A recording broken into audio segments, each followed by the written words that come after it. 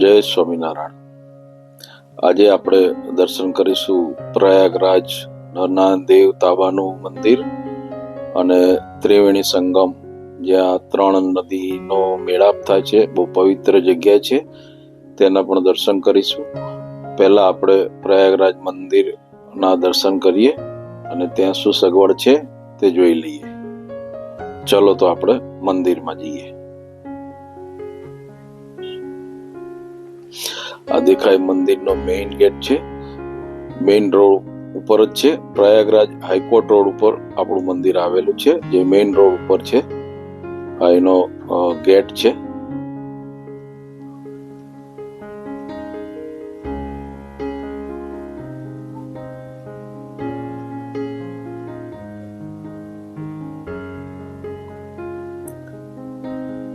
આ એની ઓફિસ છે. આ મંદિરનો પરિસર છે. આ મંદિર નરનારાયણ દેવ અમદાવાદ દેશની શાખા છે. બહુ સરસ મંદિર નવું બનાવ્યું છે હમણાં જ. ઉતારાની પણ વ્યવસ્થા છે.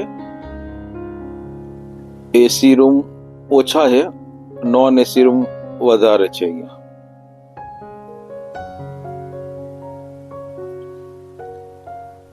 આ મંદિર છે, એની બાજુમાં એક પ્રસાદીની છત્રી પણ છે. જ્યારે ભક્તિ માતા અને ધર્મપિતા ત્રિવેણી સંગમમાં દર્શન કરવા આવેલા ત્યારે આ જગ્યા પર રોકાયેલા હતા. તે આ પ્રસાદીની છત્રી છે. આ ત્રિવેણી સંગમ ઉપર ધર્મપિતા અને ભક્તિ માતાને રામાનંદ સ્વામીનો મેળાપ થયેલો. તે આ પ્રસાદીની જગ્યા છે, તમે જોઈ શકો છો. અહીંયા યજ્ઞકુંડ છે.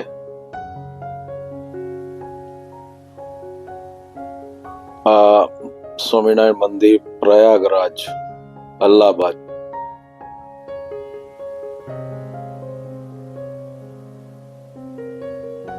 અહીંયા પાર્કિંગ છે, વિશાળ જગ્યા છે.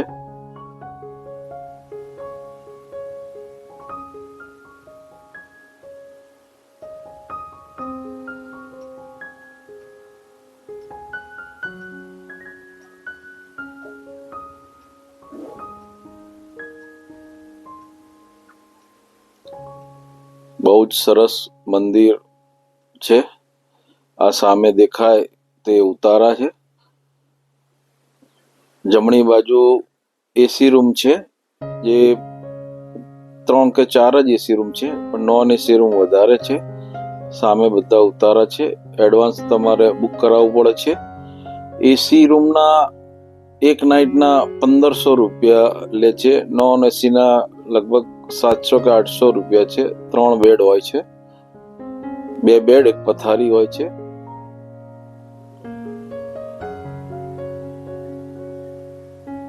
ઉતારા પણ સરસ છે. એસી રૂમ પણ સરસ છે. 2 બેડ, 1 પથારી, એટલે ટોટલ 3 જણ એક રૂમમાં આવે, જેનું ભાડું 1500 રૂપિયા છે. જે ફોન કરીને આપણે બુક કરાવવી પડે. જમવામાં અહીંયા એડવાન્સમાં કહેવું પડે છે આગલા દિવસે, તો એ લોકો આપણું વ્યવસ્થા કરી આપે છે. રહેવાની સરસ સગવડ છે. આ સામે દેખાય તે બધા ઉતારા છે.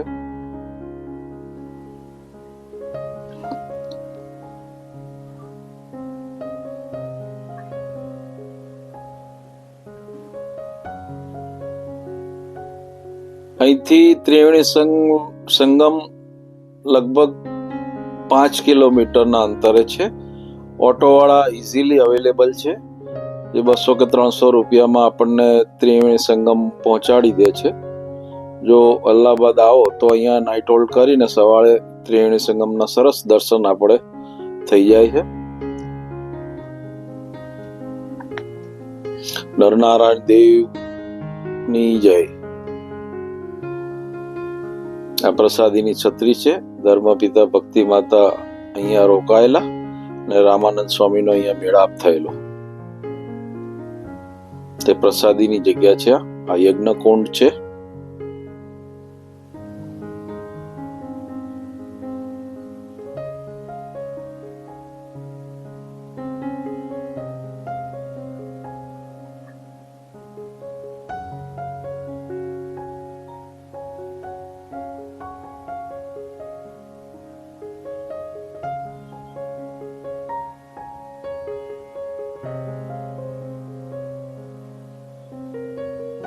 આ રાતના સમયનો નજારો છે મંદિરનો.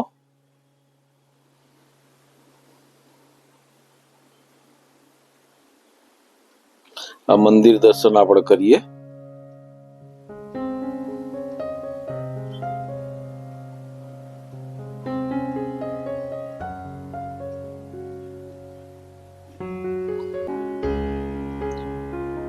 બહુ જ સરસ મંદિર હમણાં જ નવું બનાવેલું છે.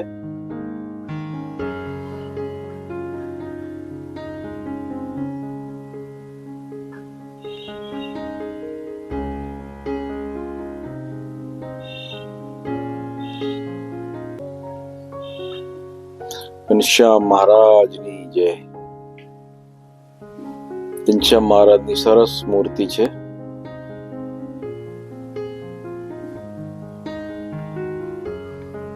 રાધા કૃષ્ણ દેવની મૂર્તિ છે.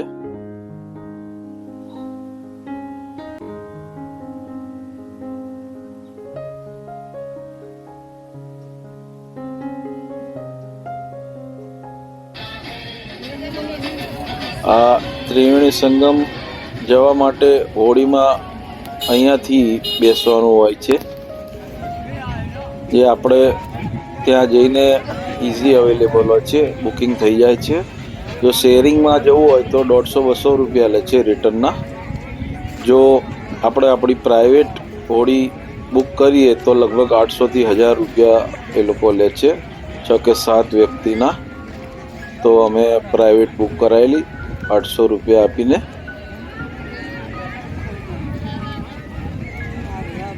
જે જગ્યાએ ત્રિવેણી સંગમ થાય છે, ગંગા, યમુના અને સરસ્વતીનો મેળાપ, ત્યાં આપણને આ લોકો હોડીમાં લઈ જાય છે અને ત્યાં આપણને સ્નાન કરાવી, અને જો કોઈ વિધિ કરવાની હોય તો ત્યાં બ્રાહ્મણ પણ અવેલેબલ હોય છે. તો વિધિ કરાવીને પાછા લાવે છે. જો વિધિ ના કરાવી હોય તો આપણે ત્રિવેણી સંગમમાં સ્નાન કરીને હોડીમાં પાછા અહીંયા આપણને આ જગ્યા પર ઉતારી દેશે.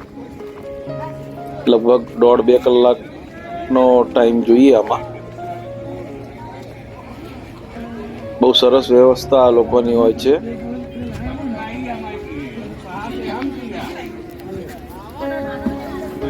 આવી રીતે હોડીમાં આપણે બેસવાનું હોય છે.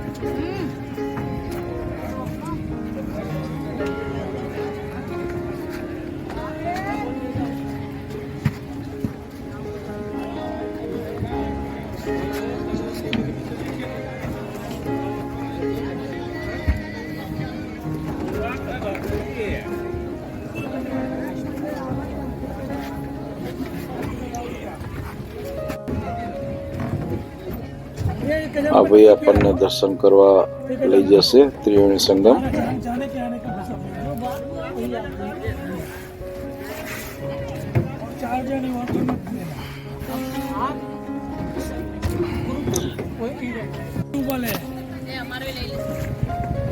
આ યમુના છે.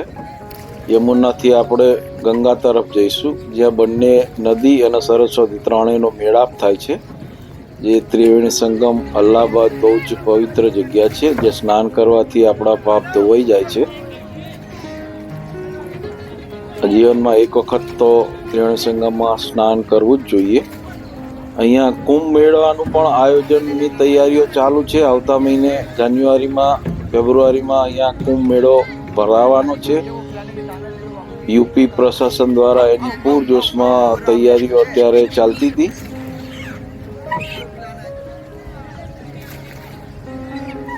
આ યમુના નદી છે.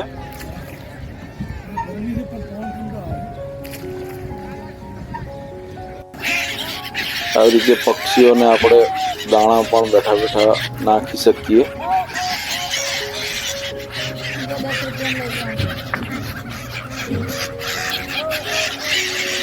સ્વામિનારાયણ હરિ ચેનલ જો સબસ્ક્રાઇબ ના કરી હોય તો પ્લીઝ સબસ્ક્રાઇબ કરી દેજો, જેથી આવનારા વિડીયોની માહિતી તમને મળી રહે.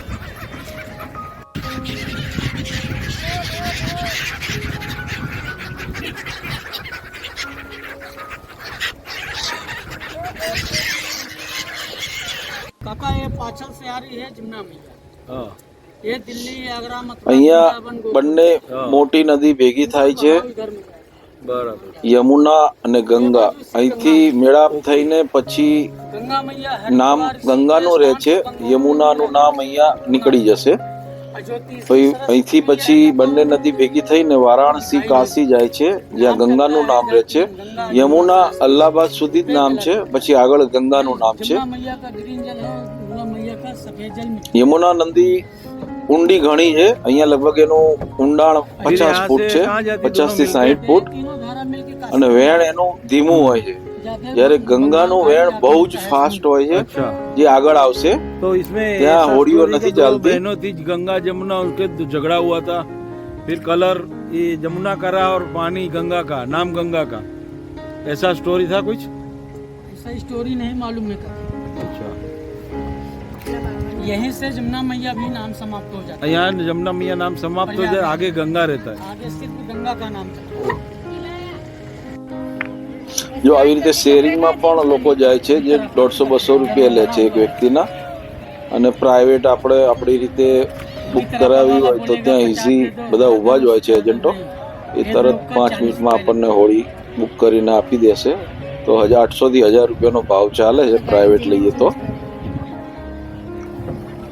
ले जाओ होड़ी. આવી રીતે આ ત્રિવેણી સંગમ છે. જમણી બાજુ દેખાય એ ગંગા છે, અને ડાબી બાજુ યમુના છે. અહીંયા બંનેનું પાણી ભેગું થાય છે. સામે ગંગા છે અને આ બાજુ યમુના છે. અહીંયા આપણને આ લોકો લગભગ 40 રૂપિયા લે છે એક વ્યક્તિના, જે સ્નાન કરાવે છે. બે હોડીની વચ્ચે નેટ બાંધેલી હોય છે.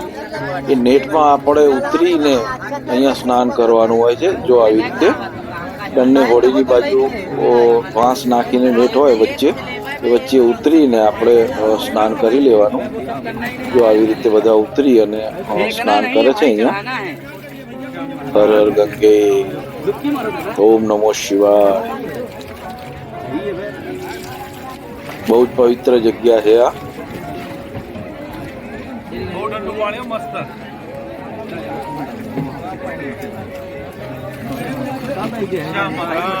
दादा जैसी आपकी इच्छा।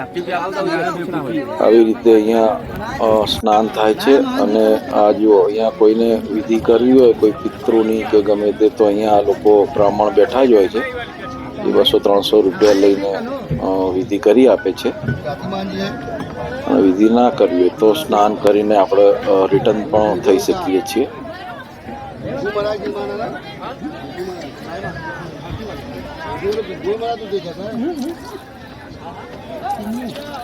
અહીંયાથી આગળ નદી વારાણસી જાય છે, અને ત્યાંથી આગળ કલકત્તાથી ગંગાસાગર. યમુના નદી અહીંયા ફિનિશ થઈ જાય છે, અને આગળ ગંગાનું નામ રહે છે.